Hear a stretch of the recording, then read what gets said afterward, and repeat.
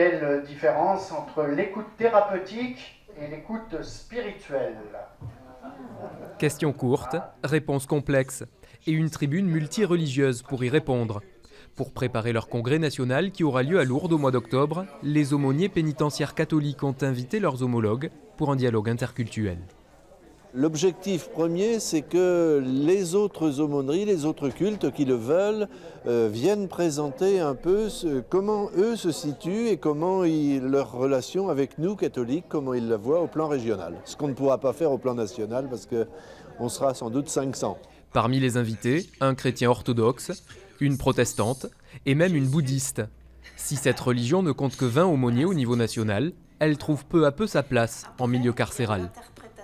Pour les détenus qui n'ont pas de religion à l'origine, ils peuvent se tourner vers le bouddhisme comme une philosophie.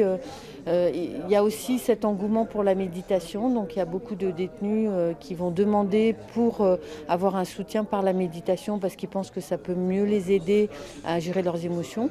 En prison, c'est l'islam qui reste la religion majoritaire, pratiquée par un détenu sur 2. Pourtant, l'aumônerie musulmane n'existe que depuis 2006. L'aumônerie catholique est très ancienne, donc nous sommes là aussi pour apprendre comment gérer, comment organiser notre aumônerie. Et on est là aussi par conviction théologique et spirituelle. C'est de trouver les points communs. Et c'est ça ce qu'on appelle les vivre ensemble, qui est un fondement de notre laïcité française. En milieu carcéral, le dialogue interreligion n'est encore qu'à ses débuts. Pourtant, d'une certaine manière, un lien existe déjà. Nombreux sont les détenus à fréquenter simultanément les aumôneries des différents cultes.